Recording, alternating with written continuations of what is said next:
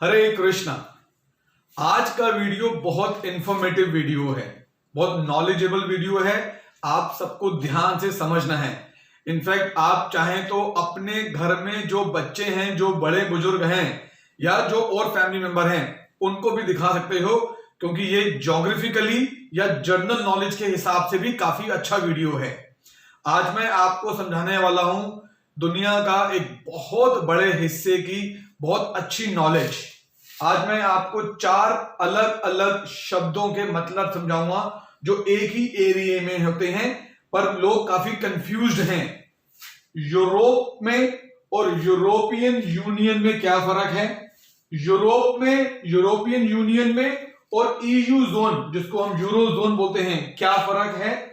Europe, European union, EU zone और Schengen में क्या फर्क है। ये सब अलग अलग हैं। यूरोप अलग है, यूरोपियन यूनियन अलग है, ईयू जोन जिसको यूरो जोन बोलते हैं और शेंगन, ये चारों अलग अलग हैं। और ये चारों क्या हैं ये मैं आपको आज समझाने वाला हूं। हमारी दुनिया को, हमारे इस वर्ल्ड को 7 अलग अलग हिस्सों में बांट दिया। ये बेसिक भाषा में समझा रहा हूं। और इनको बोला जाता है कॉन्टिनेंट।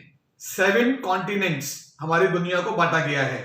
जैसे अगर मैं इंडिया बोलूं तो इंडिया एक एशिया कॉन्टिनेंट में आता है। ऐसे ही एक यूरोप कॉन्टिनेंट है। इस कॉन्टिनेंट, इस पूरे यूरोप कॉन्टिनेंट के अंदर 51 कंट्रीज हैं आज की डेट के अंदर। तो ये 51 कंट्रीज वर्ल्ड का एक हिस्सा, जिसको दुनिया ने, वर्ल्ड वाइड वर्ल्ड ने एक यूरोप कॉन्टिनेंट का नाम दे दिया। अब वर्ल्ड वॉर 1 और वर्ल्ड वॉर 2 में इस यूरोप कॉन्टिनेंट के अंदर आपस में इन कंट्रीज में काफी झगड़ा था और इनके बीच में बहुत सारी प्रॉब्लम्स हुई, जिसकी वजह से इनके ट्रेड लॉस हुआ, इनका पॉलिटिकल लॉस हुआ, इकोनॉमी लॉस हुआ। इनके जो आपस में लोग थे उनके बॉर्डर्स पे प्रॉब्लम्स हुई, बहुतों ने अपने बॉर्डर एक्सचेंज करे, तो बहुत इशू रहे। तो वर्ल्ड वॉर 2 के बाद एक यूनियन का गठन करा गया, यूनियन बनाई गई, जिसको बोला गया यूरोपियन यूनियन। आज की डेट में यूरोपियन यूनियन के अंदर 27 कंट्रियां हैं। अब यूरोपियन यूनियन को ध्यान से समझना। यूरोपियन यूनियन में क्या हुआ कि यूरोपियन यूनियन में जो 27 कंट्रियां हैं, इन 27 कंट्रीज के अंदर अलग अलग इनकी गवर्नमेंट है, अलग अलग इनकी पॉलिसीज है।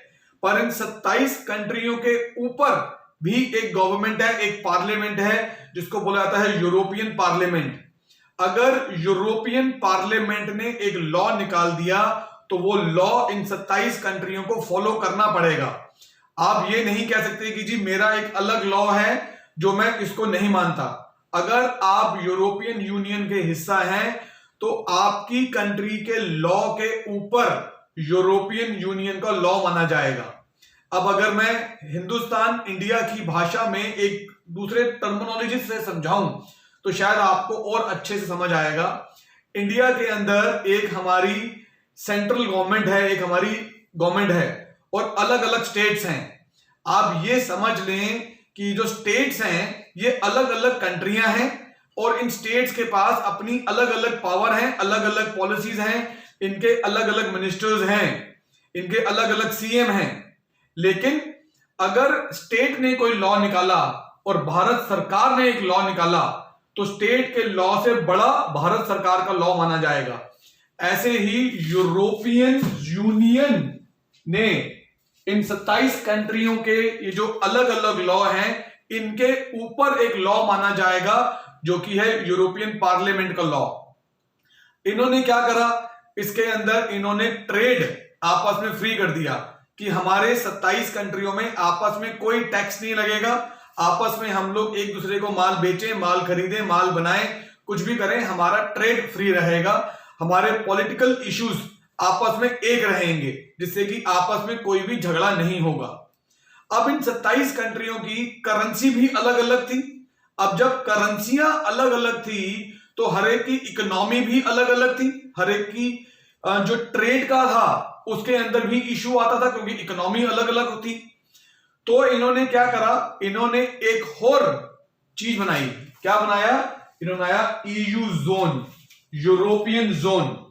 आज की डेट में यूरोप कॉन्टिनेंट में 51 कंट्री, यूरोपियन यूनियन में 27 कंट्रीज, पर ईयू जोन के अंदर है 19 कंट्री। तो ईयू जोन क्यों बना गया? ईयू जोन बना दिया गया ये उन कंट्रीज में जिनके अंदर एक ही करेंसी चलेगी, वो है यूरो।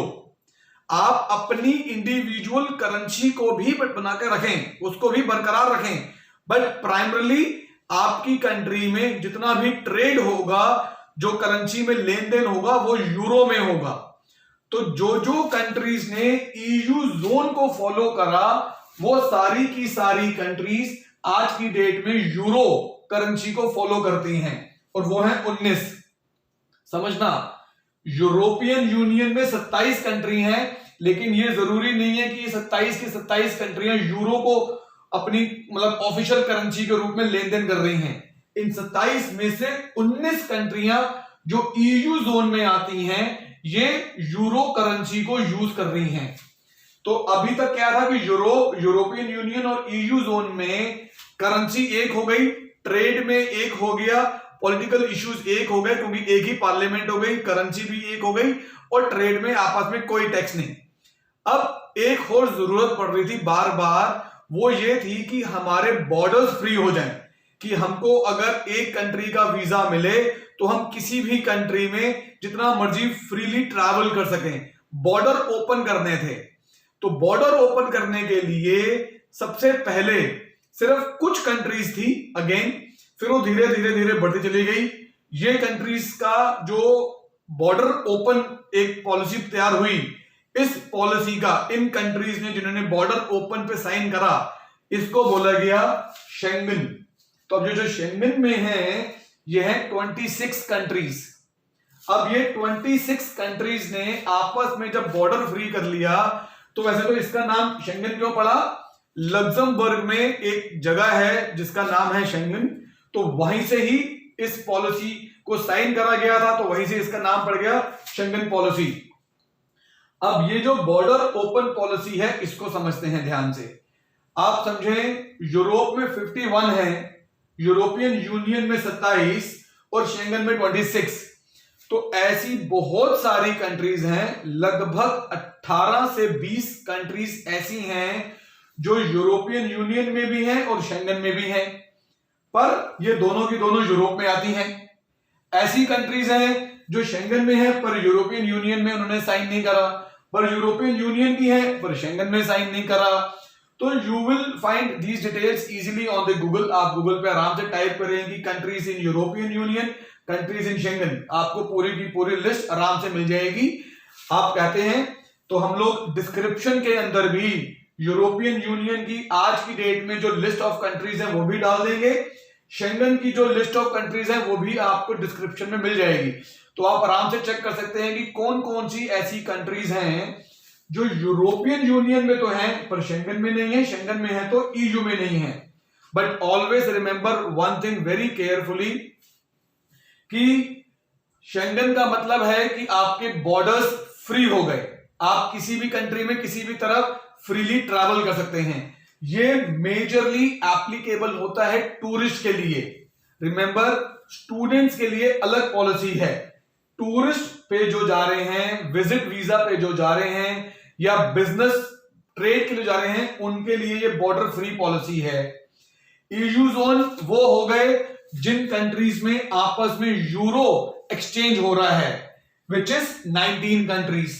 यूरोपियन यूनियन वो हो गई जिन्होंने आपस में एक ट्रेड करा, एक पॉलिटिकल पॉलिसी बना ली, जिनकी अपनी एक अलग पार्लियामेंट है, और इन सब के ऊपर जो एक कॉन्टिनेंट है वो है यूरोप।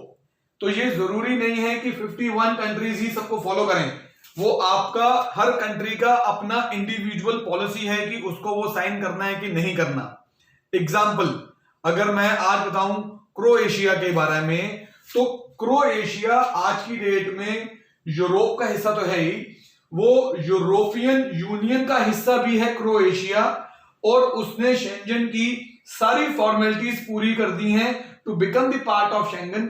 अब होपफुली, वैसे तो अभी इसी साल उसको शेंगन के लिए अनाउंस करना था, in fact last year, now we are in January, but because of lockdown, because of corona virus वो अनाउंसमेंट नहीं हुई। तो हम उम्मीद कर रहे हैं कि इस बारी हमको क्रोएशिया भी शेंगन में आ जाएगा। तो almost there are other countries in the list जो यूरोपियन यूनियन में है और वो शेंगन में भी आना चाहती हैं।